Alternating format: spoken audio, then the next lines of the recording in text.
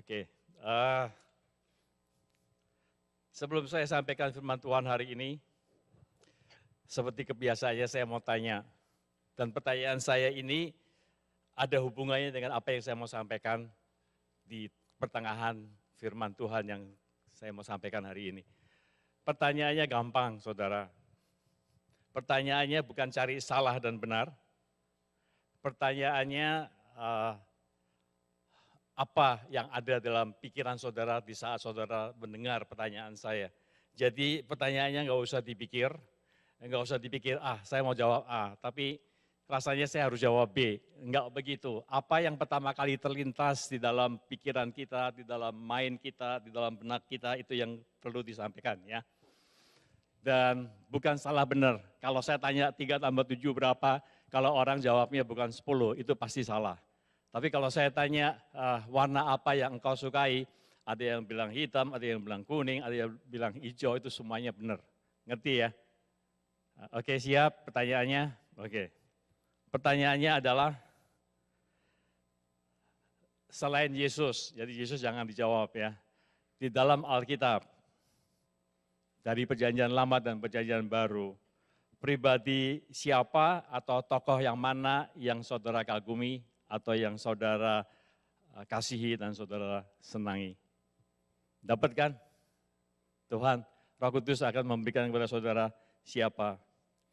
Saya enggak nanya satu-satu, tapi kalau saya akan tanya. Tapi pertanyaan saya sekarang begini, siapa yang menjawab saat dari Perjanjian Lama? Angkat tangan. Siapa yang menjawab dari Perjanjian Baru? Kalau lebih sedikit. Siapa yang pria menjawab wanita? Siapa yang wanita jawab pria? Oke, apa lagi? Oke, saya mau tanya, siapa yang menyebut Roh Kudus? Siapa yang ada? Siapa yang menyebut Allah Bapa? 1, 2. Oke, nanti saya akan sampai ke situ ya, jawabannya ya. Tapi yang saya mau katakan gini, atau nanti aja dulu. Tema bulan ini sudah disebut adalah Gereja menurut Alkitab, Church according to the Bible. Dan dimulai dari April 5, Jesse sudah berbicara mengenai Church is born. Gereja lahir, dan dia pakai ayat-ayat di dalam Kisah Para Rasul. Kemudian tanggal 12, Hana menyampaikan mengenai baptisan Roh Kudus. Karena kita tahu persis di dalam Kisah Para Rasul, bahwa gereja mula-mula diwarnai dengan baptisan Roh Kudus. Amin, saudara. Dan kalau kita bicara mengenai Kisah Para Rasul, saya percaya bahwa kalau seandainya kita tidak ada buku Kisah Para Rasul, jadi dari Injil Matius, Markus, Lukas, Yohanes, dan Kisah Para Rasul ditulis oleh Lukas, maka kita akan lihat di dalam Lukas 24 ayat 53, bisa diteruskan. Lukas 24, 53, itu adalah ayat terakhir dari Injil Lukas yang ditulis oleh Lukas, mengatakan, mereka senantiasa berada di dalam bait Allah dan memuliakan Allah. Bahasa Inggrisnya, and were continually in the temple praising and blessing God. Itu yang terjadi. Jadi artinya apa? Artinya bahwa yang pergi ke bait Allah, yang pergi ke temple adalah orang-orang Yahudi. Hanya orang-orang Yahudi. Dan kalau kita lihat kalau Kisah Para Rasul nggak ada, langsung ke buku Roma. Roma 1 ayat 1 mengatakan, next. Dari Paulus, hamba Kristus Yesus yang dipanggil menjadi rasul dan dikuduskan untuk memberitakan Injil Allah. Kalau saudara lihat, dari mereka berkumpul memuji, menyembah Tuhan di bait Allah, kemudian sampai kepada dari Paulus, hamba Kristus Yesus yang dipanggil menjadi rasul dan dikuduskan untuk memberitakan Injil Allah. Ada missing link-nya di sini. Kita nggak tahu siapa Paulus. We don't know about Paulus. Di dalam 4 kitab Injil kita tidak mendengar kata Paulus. Kita hanya tahu ada 12 rasul. Tapi tiba-tiba keluar Paulus, hamba Kristus Yesus yang dipanggil menjadi rasul. Dan saya percaya bahwa kisah para rasul perlu dimasukkan supaya ada jembatan. Jembatan antara keagamawian daripada hukum Taurat kepada orang-orang Yahudi yang menyembah dan berkumpul di Bait Allah menjadi seperti gereja yang kita lihat sekarang. Gereja yang kita lihat sekarang harus banyak yang dibenarkan, saudara. Nggak ada dalam Alkitab yang namanya reform, baptis, karismatik, GKI dan sebagainya, tidak ada. Itu adalah buatan manusia dan kita bisa melihat daripada sejarah gereja.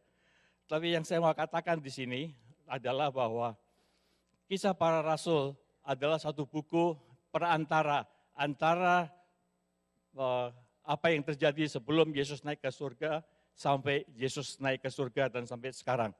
Kisah para rasul adalah dikatakan sebagai open book, jadi buku yang masih terbuka. Halaman akhirnya tidak selesai, tapi halaman akhirnya adalah sampai sekarang. Sampai sekarang. Jadi kalau kita melihat ya bahwa sebagai open-ended book, sebagai buku yang tidak selesai, karena di dalam kisah para rasul kita melihat ada suatu gerakan, ada suatu movement, ada sesuatu kekristenan mulai bergerak di situ. Dan disitulah ada gereja yang mula-mula. Dan kita juga melihat bahwa dari Yesi dan dari Hana sudah disebutkan bahwa mulainya gereja mula-mula ada di kisah para rasul dan mulai terjadi karena ada baptisan Roh Kudus. Saudara ada di sini, saudara menerima Yesus sebagai Tuhan dan Juru Selamat, saudara percaya. Saya percaya bahwa apa yang terjadi dalam hidup saudara kalau dilacak kembali, ditelusuri, di track back. Mungkin saudara bilang bahwa saya menerima Yesus karena saya kenal si A, saya kenal si B, saya kenal orang tua saya orang Kristen, saya jadi orang Kristen. Dan kalau saya tanya sama orang yang membuat saudara jadi orang Kristen, mereka juga akan bilang bahwa itu adalah karena pendeta atau karena siapa saja. Dan kalau itu mau dilacak terus, bisa sampai kepada kisah para rasul. Dan di dalam kisah para rasul itulah, kalau kita lihat, kelihatan sekali bahwa apa yang terjadi dalam kehidupan kita itu dimulai dari kisah para rasul. Saya buka kisah para rasul 13 ayat 46, dikatakan begini, tetapi dengan berani Paulus dan Barnabas berkata, memang kepada kamulah firman Allah harus diberitakan lebih dahulu, tetapi kamu menolaknya dan menganggap dirimu tidak layak untuk beroleh hidup yang kekal. Karena itu kami berpaling kepada bangsa-bangsa lain. Lihat, kalau kita perhatikan sejarahnya Rasul Paulus di kisah para rasul, dia memberitakan kerajaan Allah, dia memberitakan Yesus Kristus, dan dia mendapatkan persecution, mendapatkan rintangan, mendapatkan tantangan yang berat. Dan yang menantang mereka adalah orang-orang Yahudi.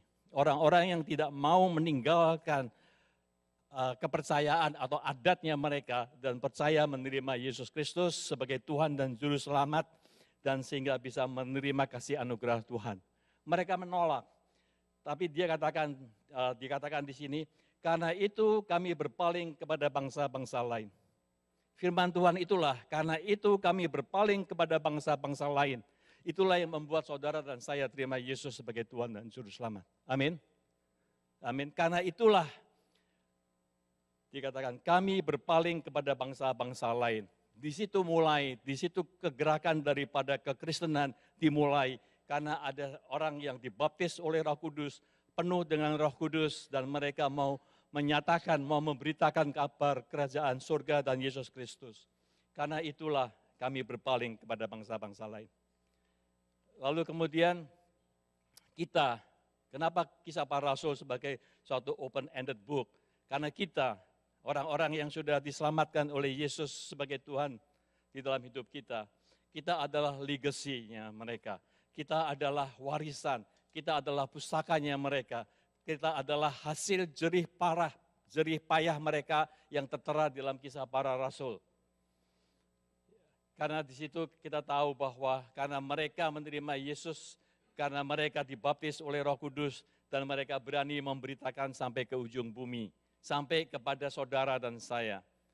Dan kalau saya lihat bahwa kisah para rasul bisa diteruskan dari generasi kepada generasi, karena kita tahu bahwa generasi sesudahnya kita perlu menyampaikan berita bahwa Yesus adalah Tuhan. Amin. Saya pernah ikut seminar, saya rasa akhir-akhir tahun 80-an atau awal 90-an itu di Scarborough, satu gereja kecil, tapi mereka mengundang Peter Wagner. Saya percaya Peter Wagner satu pribadi yang banyak diurapi oleh Tuhan dalam menulis banyak buku, termasuk Church Planting dan sebagainya. Saya rasa Hana juga ada di situ, Pak Sujo juga ada di situ.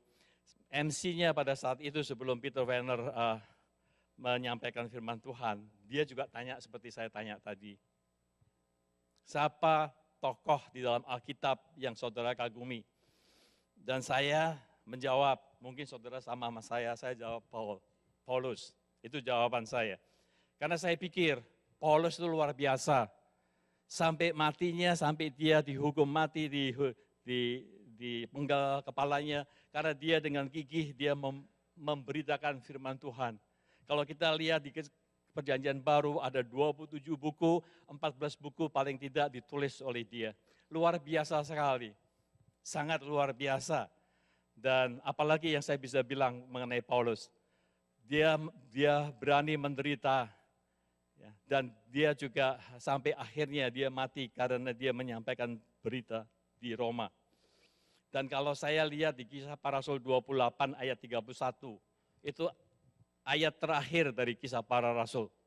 Ya, Kisah Para Rasul 28, 31 berkata, dengan terus terang dan tanpa rintangan apa-apa, ia memberitakan kerajaan Allah dan mengajar tentang Tuhan Yesus Kristus. Proclaiming the kingdom of God and teaching about the Lord Jesus Christ with all boldness and without hindrance. Jadi dia, kata-kata boldness diterjemahkan di sini dengan terus terang dan tanpa rintangan apa-apa. Dengan terus terang dan tanpa rintangan apa-apa, dia memberitakan kerajaan Allah dan memberitakan Yesus Kristus. Saya kagum dengan Rasul Paulus, saya kagum. Karena di sini dibilang boldness, ya, dengan terus terang dan tanpa rintangan apa-apa. Boldness dapat dikategorikan atau dapat diartikan dengan courage, dengan keberanian. Banyak Alkitab, kalau kita klik boldness, banyak yang diterjemahkan sebagai keberanian. Dan keberanian atau courage itu tidak berarti bahwa saudara tidak punya rasa takut. Keberanian tidak berarti bahwa saudara tidak punya rasa takut. Namun sekalipun demikian, yang namanya keberanian adalah engkau melakukan apa yang perlu dilakukan sekalipun engkau merasa takut dan gentar. Amin saudara. Keberanian tidak berarti bahwa saudara tidak takut, tapi keberanian berarti bahwa saudara melakukan apa yang harus dilakukan sekalipun saudara merasa takut. Buktinya di mana? 1 Korintus 2 ayat 3, ada enggak? Ini Rasul Paulus mengatakan begini, aku juga telah datang kepadamu dalam kelemahan dan dengan sangat takut dan gentar. Itu Rasul Paulus. Ada rasa takut, tetapi dia tahu apa yang betul, yang benar, yang harus dilakukan dan dia berani melakukannya. Itu yang namanya courage. Itu yang namanya courage. Jangan tunggu sampai tidak ada rasa takut dan melakukan. Itu bukan courage. Courage itu melakukan apa yang perlu dilakukan, sekalipun ada rasa takut. Amin saudara. Dan oleh karena itu kalau saya mau mengatakan yang namanya boldness itu berarti bahwa kalau dikatakan dengan terus terang dan tanpa rintangan apa-apa. Saya percaya bahwa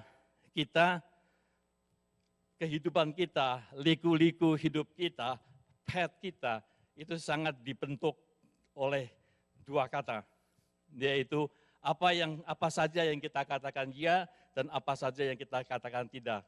Dua-duanya itu akan membentuk apakah saudara lurus melakukan rencana Tuhan dan kebenaran firman Tuhan atau saudara harus ke kiri dan ke kanan dulu. Katakan ya, kalau ya, katakan tidak, kalau tidak. Itu yang namanya boldness. Kalau setelah saya sampai di sini pada saat saya prepare ini semuanya, Saya pikir saya harus cerita soal Paulus.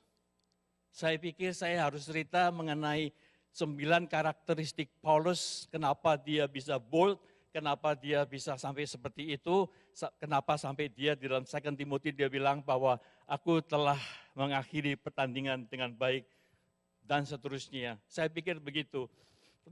Tapi pada saat saya berpikir soal Paulus, saya nggak ada damai, saudara. Saya tidak ada damai.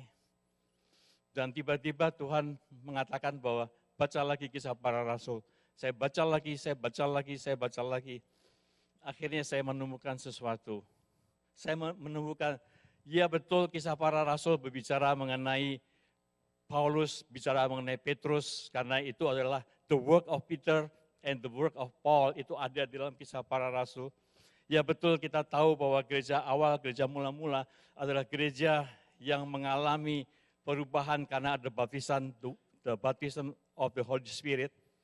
Tapi saya juga lihat bahwa Kisah Para Rasul bukan soal Paul, bukan soal Peter, bukan soal Barnabas, bukan soal Stefanus yang juga mati menjadi martir, bukan juga Filipus. Filipus luar biasa, dia bisa discern mana suara Roh Kudus dan mana suara angel. Itu semua terjadi di dalam tokoh-tokoh gereja pada saat itu. Tapi saya mulai lihat, saya mulai sadar bahwa ternyata yang paling utama di dalam Kisah Para Rasul adalah Roh Kudus.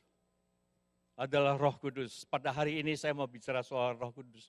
Saya mau bicara untuk meninggikan Roh Kudus. Saya mau berbicara untuk represent siapakah Roh Kudus di dalam hidup kita. Kita sudah awali minggu lalu, Hana sudah membicarakan dengan baik soal baptisan Roh Kudus. Tapi yang saya mau sampaikan hari ini adalah Roh Kudus sebagai pribadi. Saya spesifik, saya minta sama Timothy untuk nyanyi Holy Spirit, doa will come in this place. Dan saya ingin supaya kita semua recognize. Karena 3 pribadi Allah, Allah Bapa, Allah Putra, dan Allah Roh Kudus yang ada di dalam kehidupan saudara, yang ada di bumi ini adalah Roh Kudus.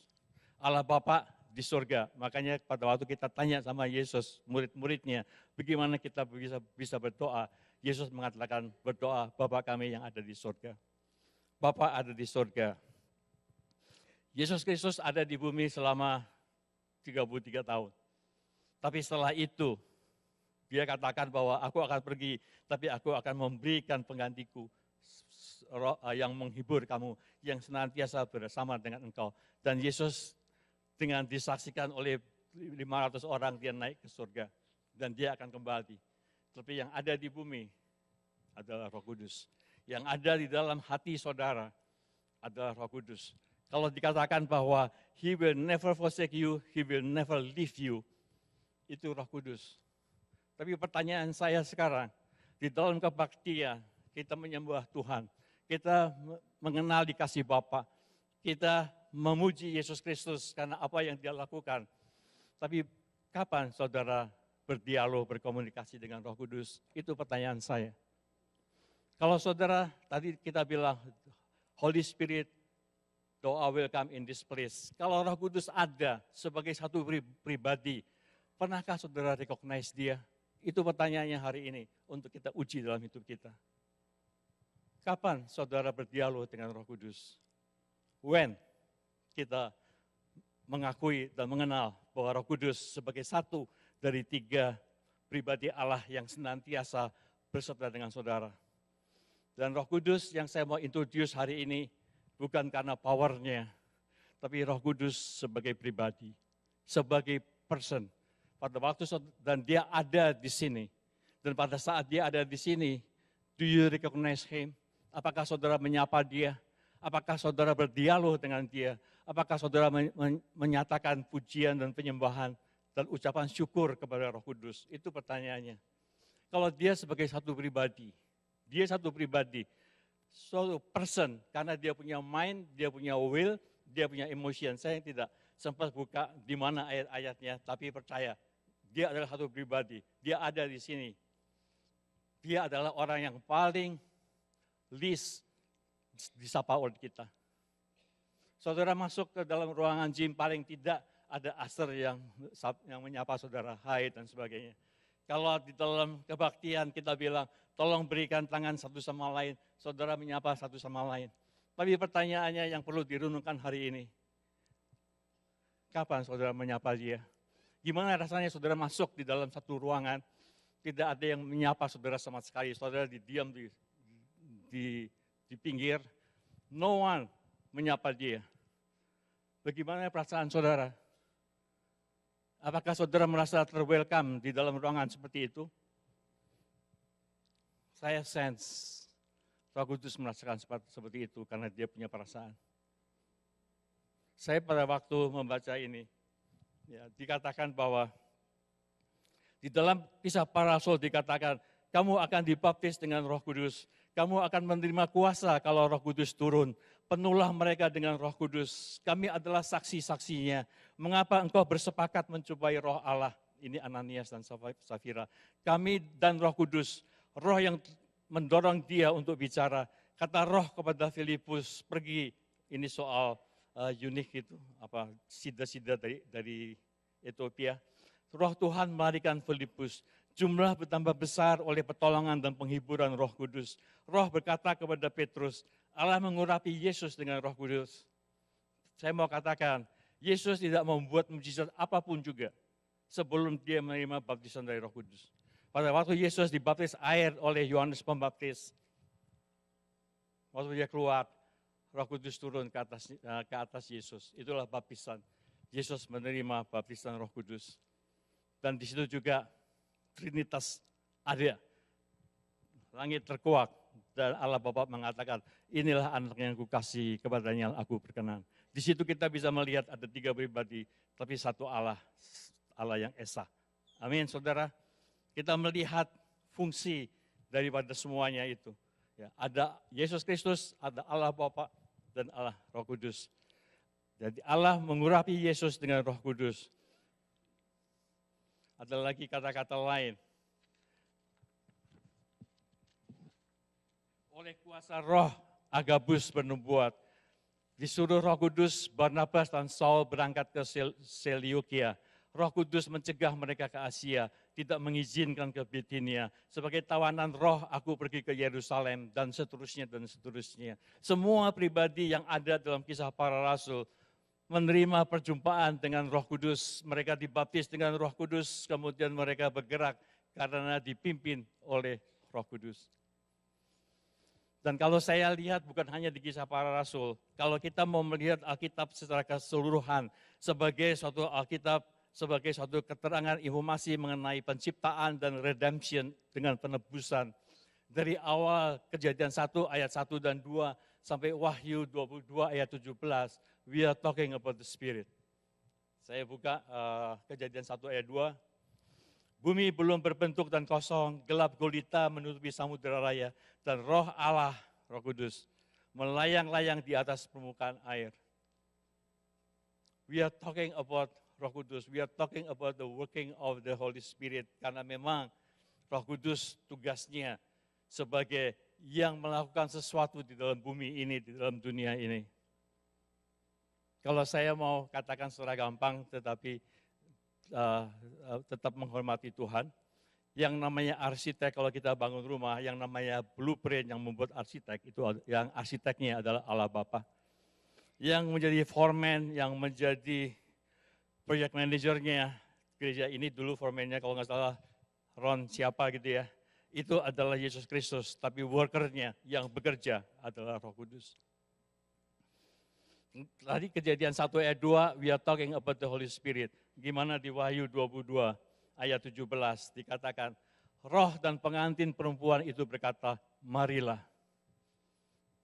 The end of the story, kita tahu siapa pengantin perempuan itu. Kita tahu bahwa kita ada bride daripada bridegroom, Yesus Kristus.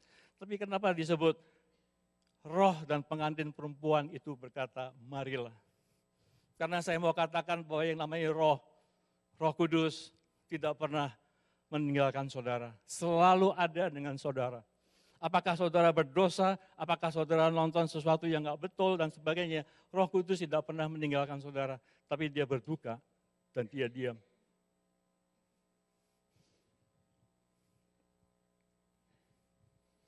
Roh Kudus adalah pribadi yang bisa berduka. Saya mau buka satu ayat lagi, 2 Korintus 13 ayat 13. Kita sering dengar, kita refer di dalam Sunday service, mungkin Roh Kudus cuma di sini aja. Pada saat kita benediction, kita bilang, kasih karunia Tuhan Yesus Kristus dan kasih Allah dan persekutuan Roh Kudus menyertai kamu sekalian. Saya dulu kebalik-balik, tapi urutannya mestinya seperti ini. Karena kasih karunia, grace of God, kita bisa kenal Tuhan Yesus Kristus. Kasih karunia Tuhan Yesus Kristus. Dan kasih Allah, karena Allah Bapa adalah kasih, dikenal oleh kasihnya. Kenapa Dia mengirimkan Yesus Kristus turun dan memberikan kita kasih karunia, kasih anugerah, grace. Karena kasih Allah itu luar biasa.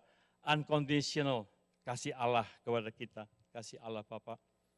Dan persekutuan Roh Kudus, namanya persekutuan itu communion, namanya persekutuan itu berarti fellowship, berarti partnership, berarti intimacy.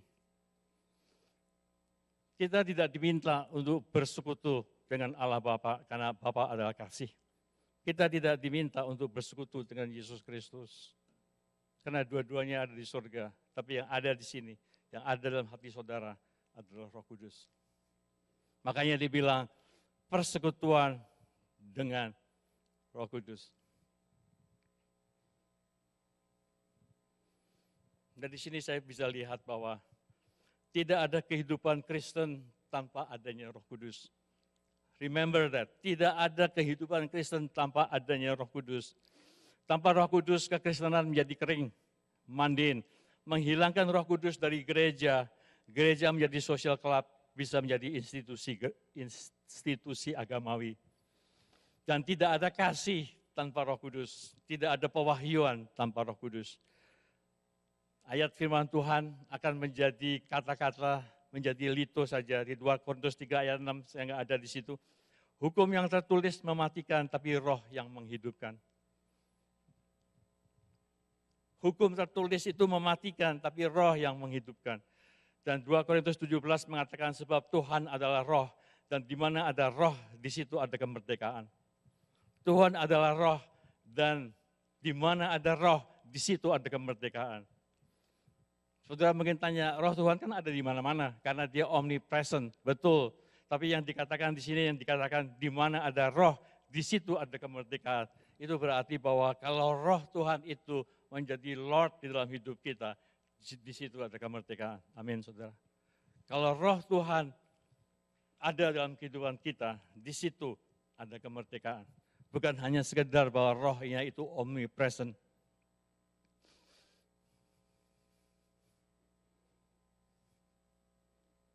Saya harap Roh Kudus berbicara kepada saudara. Karena poinnya sebenarnya pada hari ini, saudara mengenal kuasa Roh Kudus. Saudara menerima baptisan Roh Kudus. Dan saya juga on behalf of ICCC sebagai gereja yang dilahirkan karena pada saat itu beberapa orang mendapatkan baptisan Roh Kudus dan mendapatkan kuasa daripada Roh Kudus sehingga ICC berdiri. Saya mau menghimbau kepada yang mengalami baptisan Roh Kudus. Apakah saudara memadamkan Roh Kudus dalam hidup saudara? This is a serious question. Apakah saudara memadamkan Roh Kudus? Karena Roh Kudus bisa dipadamkan. Di 1 Tesalonika 5 dikatakan jangan padamkan roh. Dan bagi saudara-saudara yang datang dari gereja yang takut dengan Roh Kudus, karena melihat manifestasi daripada Roh Kudus, on behalf of ICCC, I ask you forgiveness. Jangan yang weird, yang aneh mungkin orangnya, tapi tolong terima Roh Kudus sebagai satu pribadi Allah yang co-equal, co-eternal, dan co-existent dengan Allah Bapa dan Yesus Kristus. Terima Roh Kudus. Lupakan, abaikan orang-orang yang sangat ekstrim dengan manifestasi daripada Roh Kudus. Tapi yang saya mau katakan, terima Roh Kudus. Karena Roh Kudus sudah sangat disalahartikan oleh banyak orang Kristen. Karena ini keinginan iblis untuk kita tidak recognize bahwa Roh Kudus adalah pribadi ketiga yang sama dengan sebagai pribadi ketiga dari Godhead, yang sama dengan Allah Bapa dan Allah Putra. Amin, saudara. Amin. Lihat Roh Kudus sebagai pribadi. Hari ini yang saya mau katakan bahwa alami Roh Kudus sebagai one of the person of Godhead di dalam hidup kita. Karena dia yang ada di bumi ini. Bukan Allah Bapa dan bukan Yesus Kristus. Tapi Roh Kudus yang senantiasa beserta dengan saudara. Siapa Roh Kudus? Pribadi ilahi yang ketiga. Co-equal, co-eternal, dan co-existence dengan Allah Bapa dan Allah Putra. Pelayanannya yang paling utama adalah memberikan conviction. Sampai kita bisa kenal Yesus, kita menerima Yesus sebagai Tuhan dan Juru Selamat, itu adalah karena perbuatan daripada Roh Kudus. Bukan perbuatan orang yang meyakinkan saudara, tapi karena pekerjaan Roh Kudus yang ada di dalam bumi ini. Ya.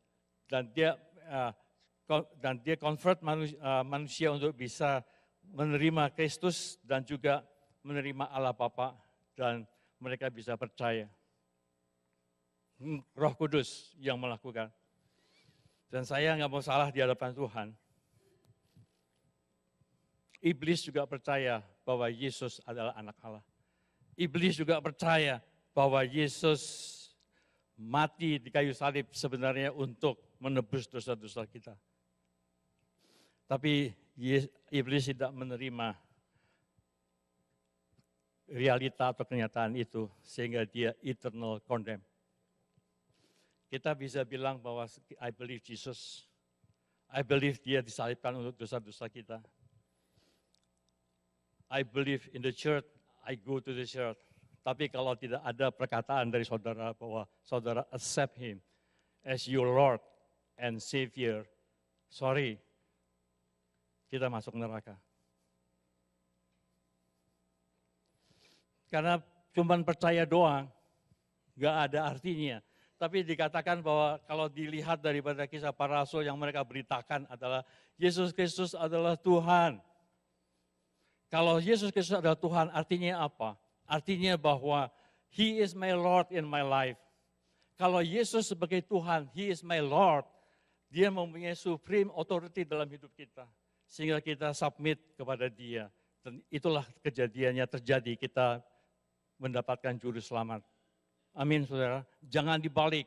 Dia adalah Tuhan, Dia adalah Lord, Dia adalah yang memiliki hidup kita, dan kita bisa mendapatkan juru selamat itu. First, He is Lord. Yang saya bisa bayangkan tuh begini, seperti di pernikahan yang kita lihat di gereja. Yang namanya mempelai wanita dengan baju putih dan sebagainya.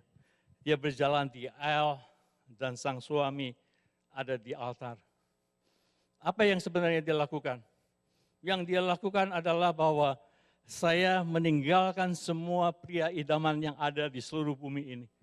Saya tidak akan mempunyai hubungan apapun juga dengan pria-pria single di bumi ini. Tapi saya memilih dia yang ada di depan sebagai partner hidup saya.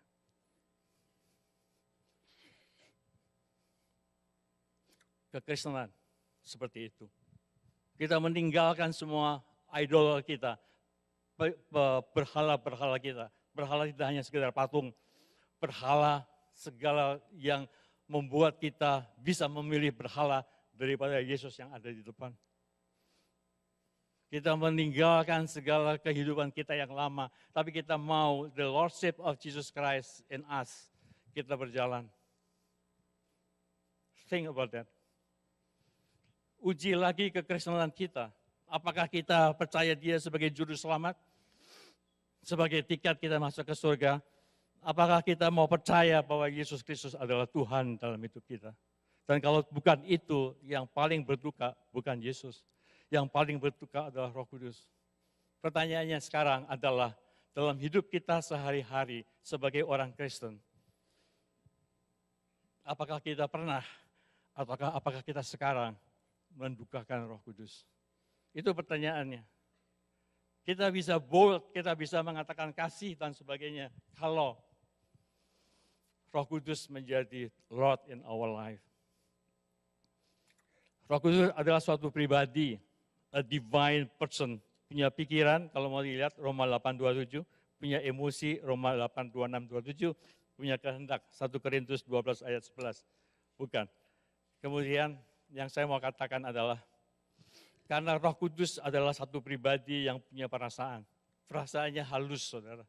Perasaannya lebih halus dari Allah Bapa dan Allah Putra. Halus. Kenapa saya mau katakan begitu? Karena begini, nggak ada. Kejadian 1 ayat 27 mengatakan, Tuhan bilang, marilah kita menjadikan manusia sesuai dengan gambar dan rupa kita. In our image, in our likeness. Supaya mereka bisa berkuasa pada ikan-ikan di air, burung di udara, dan semua ternak dan semua binatang yang menjalar, melata. Tapi sesudahnya dia katakan bahwa marilah kita menjadikan mereka, ini yang saya mau katakan.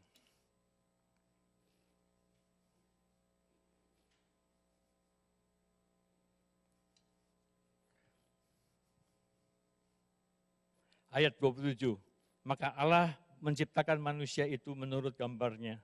Menurut gambar Allah diciptakannya dia, laki-laki dan perempuan diciptakannya mereka. Kalau Tuhan bilang bahwa dia menciptakan menurut gambar dan rupa dia, lalu dia bilang dia menciptakan laki-laki dan perempuan. Ada karakteristik feminin, kewanitaan, lemah lembut, kind, tender, itu yang ada di dalam kehidupan Allah. Itu yang ada juga dalam kehidupan kita, dan itu digambarkan dengan Roh Kudus. Allah Bapa, you know that He is a He. Yesus Kristus, He. Roh Kudus, kalau di dalam masalahnya di dalam Alkitab Perjanjian Baru yang Greek, itu mereka mengenal bukan hanya He, bukannya hanya she, bukannya hanya it, tapi yang namanya neutral gender. Roh Kudus itu. Tapi karena tidak bisa diterjemahkan, maka diterjemahkan sebagai He. Saya nggak bilang Roh Kudus wanita ya, enggak. He, tetapi punya karakteristik dari gambar Allah yang perempuan. Makanya dia lembut, dia kind, dia tender. Dan itu yang biasa dimiliki oleh wanita, bukan? Gampangnya kalau anak saudara masih kecil, kesandung jatuh, nangis, masuk ke rumah, siapa yang dicari duluan, papa atau mama? Itu saudara sudah bisa, dan itu adalah karakteristik dari Roh Kudus. Tapi konsekuensinya dengan karakteristik yang seperti itu, dia mudah ditukakan, mudah menjadi duka. Karena itu adalah karakteristik seorang wanita, karakteristik wanita seperti itu. Dia bisa didukakan, nanti saya mau masuk di situ. Dia bisa dihina, Ibrani 10 ayat 29. Dia bisa dibohongin, Kisah Para Rasul Ananias. Dia bisa dihujat, Matius 12, 31-32. Ini revelation baru bagi saya, Matius 12 ayat 31-32. Bahwa semua dosa bisa diampunin. Semua dosa yang dilakukan kepada Allah Putra, kepada dia, bisa diampuni. Tapi hanya satu yang nggak bisa diampunin, kalau kita menghujat Roh Kudus. Benar, karena Roh Kudus adalah pribadi yang mengenalkan kita kepada Tuhan. Itu yang saya percaya sampai saat ini. Tapi waktu saya merenungkan lagi, bahwa karena Roh Kudus itu lembut. Yesus dan Allah Bapa begitu memelihara Roh Kudus. Dia bilang, kamu boleh main-main atau boleh urusan sama saya, kalau soal saya dan sebagainya. Let us settle. Tapi kalau soal Roh Kudus, jangan main-main. Itu maksudnya. Karena tidak ada yang dapat dosa yang tidak bisa diampunin. Itu perkataan Yesus. Jadi begitu Roh Kudus begitu dipelihara, begitu dipelihara dan dilindungi oleh Allah Bapa dan Allah Putra. Tapi kita sebagai manusia diberikan Roh Kudus sebagai comforter, tapi kita abaikan. We ignore him.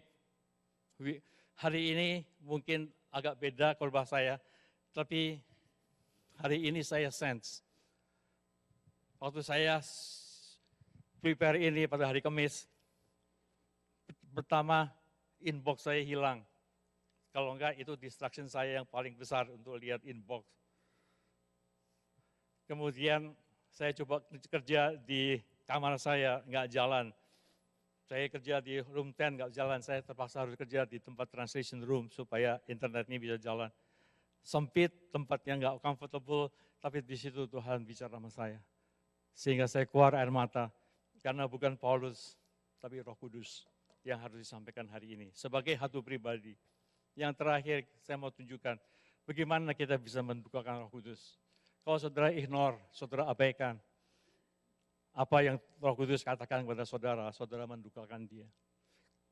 Kalau saudara berbuat dosa, saudara tahu bahwa itu tidak benar dan sebagainya, tapi saudara abaikan, dia diam. Jadi orang yang selalu bilang bahwa saya selalu dengar Roh Kudus, tapi kalau kehidupan kita adalah kehidupan yang mendukakan dia, saya akan bertanya, apakah betul dia mendengar dari Roh Kudus? Karena kalau Roh Kudus diam, Roh Kudus duka, dia tidak meninggalkan saudara. Karena itu sudah komitmen janji bahwa I will never leave you, I will never forsake you. Dia ada dalam spirit saudara. Tapi yang saudara lihat adalah bukan Roh Kudus. Sesuatu penyembahan berhala. Sesuatu yang saudara berhalakan lebih daripada Roh Kudus. Efesus 4 ayat 29-32 adalah salah satu ayat kenapa kita bisa mendukakan Roh Kudus. Jadi saya minta hari ini saudara uji, saudara cek. Janganlah ada perkataan kotor keluar dari mulutmu, tetapi pakailah perkataan yang baik untuk membangun di mana perlu, supaya mereka yang mendengarnya beroleh kasih karunia. Dan janganlah kamu mendukakan Roh Kudus Allah yang telah memeteraikan kamu menjelang hari penyelamatan. Segala kepahitan, segala kegeraman, segala kemarahan, pertikaian, dan fitnah, gosip, menjelekan orang dan sebagainya, hendaklah dibuang dari antara kamu, demikian pula segala kejahatan. Tetapi hendaklah kamu ramah seorang terhadap yang lain, penuh kasih mesra dan saling mengampuni, sebagaimana Allah di dalam Kristus telah mengampuni kamu. Saudara mau tanya, bagaimana saya mendukakan Roh Kudus? Apakah saya mendukakan Roh Kudus? Lihat firman Tuhan ini. I don't buy saya nggak bisa bilang begitu. Saya mau katakan begini, kalau dalam hidup kita berkelahi atau kita selain berkelahi, perang mulut dan lain sebagainya, yang biasa terjadi di antara suami dan istri dan juga dengan teman-teman yang dekat. Kemudian kita membuat alasan bahwa gua dari sononya memang begini, mau apa? Itu tanda bahwa saudara mau diajak untuk naik kelas. Bahwa eventually, later on, itu tidak bisa dipakai sebagai alasan untuk kita dengar dan kita ikut dengan Roh Kudus. Amin. Ngerti maksud saya, saudara? Sekarang bisa pakai alasan itu, karena kita tahu bahwa kita belum selesai diproses oleh Tuhan. Tapi pada waktu kita maju lagi diproses oleh Tuhan, sehingga kita semakin lama mengatakan bahwa Yesus, Lord, Roh Kudus, Engkau menjadi Lord dalam hidup kita, saudara tahu bahwa itu kita tidak bisa pakai alasan. We cannot. Saya bersyukur ada kasih anugerah, saya bersyukur ada time, space yang Tuhan berikan untuk kita berubah. Tapi dengar, kalau bilang bahwa gua memang begini keras, gua memang begini kaku, saya memang begini kalau ngomong seperti ini dan sebagainya, sampai menyakitkan orang-orang yang mendengar. Itu tidak bisa dipakai sebagai alasan terus. Pertama kali mungkin saudara bisa pakai, karena Tuhan belum merubah saudara di situ. Tapi kalau the Lordship of Jesus Christ dan saudara submit, surrender kepada Roh Kudus untuk mengerjakan dalam hidup saudara, akhirnya saudara tahu bahwa itu tidak bisa dipakai sebagai alasan. Amin, saudara. Saudara ngalamin itu, saking keselnya, saking nggak ada lagi alasan yang kita bisa pakai kalau kita bertempur, kita bilang gue memang dari sononya begini, lu suka kalau enggak ya gini gue. No, nggak bisa dipakai seperti itu. Sebab kalau kita lihat, janganlah ada perkataan kotor keluar dari mulutmu, tetapi pakailah perkataan yang baik untuk membangun di mana perlu, supaya mereka yang mendengarnya beroleh kasih karunia. Dan janganlah kamu mendukakan Roh Kudus Allah yang telah memeteraikan kamu menjelang hari penyelamatan. Jadi segala kepahitan, kalau saudara masih punya kepahitan kepada seseorang, kegeraman, kemarahan, saudara geram, saudara jengkel, kenapa dia nggak berubah-ubah? Ada kegeraman, ada kejengkelan, ada kemarahan, ada pertikaian, dan fitnah. Ada gosip.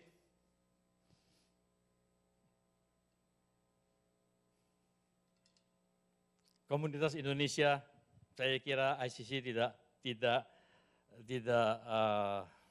exclude dalam hal ini. Komunitas Indonesia di Toronto itu banyak gosip.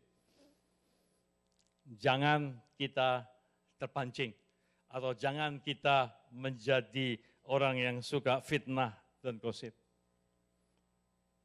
Fitnah, gosip hendaklah dibuang dari antara kamu. Demikian pula segala kejahatan. Basically demikian pula segala kejahatan semuanya. Tapi kenapa yang disebut kepahitan, kegeraman, kemarahan, pertikaian, dan fitnah? Kenapa itu yang disebut lalu dibilang semuanya all include, demikian pula segala kejahatan? Karena kalau dilihat semuanya ini, ujung-ujungnya dipakai oleh iblis untuk saudara meragukan, mempertanyakan, apakah Tuhan baik dalam hidup saya? Kenapa saya tidak ditolong, kenapa orang itu ditolong dan sebagainya. Itu terjadi karena semuanya dari sini. Dan pada saat saudara meragukan pertolongan dari Tuhan, basically tidak ada harapan dalam hidup kita. Tetap saudara harus beriman di dalam Tuhan. Amin.